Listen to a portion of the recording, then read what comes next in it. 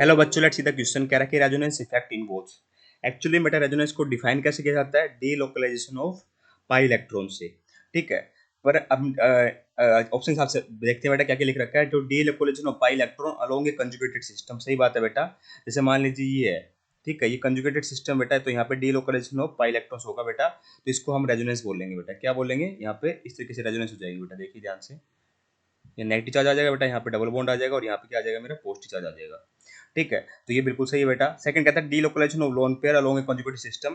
पर lone pair तो होंगे, पर बेटा वहां पे मेरा पाई बॉन्डेड इलेक्ट्रॉन्स इन्वॉल्व जरूर होंगे। जैसे मान लीजिए मेरा ये ऑक्सीजन के ऊपर नेगेटिव चार्ज है बेटा, ठीक है, तो यहाँ पे क्या है, लोन पेयर से बेटा ये, तो यहाँ क्या आता है बेटा, ये डीलोकलाइजेशन नेगेटिव चार्ज भी कंसिडर कर सकते हो आप इसको लोन पेयर, वैसे नेगेटिव चार्ज में ज्यादा सही रहेगा बोलना ये देखिए, जैसे मेरा ये क्या है, ये डीलोकलाइजेशन हो रहा है नेगेटिव चार्ज का। क्या हो रहा है बेटा मेरा?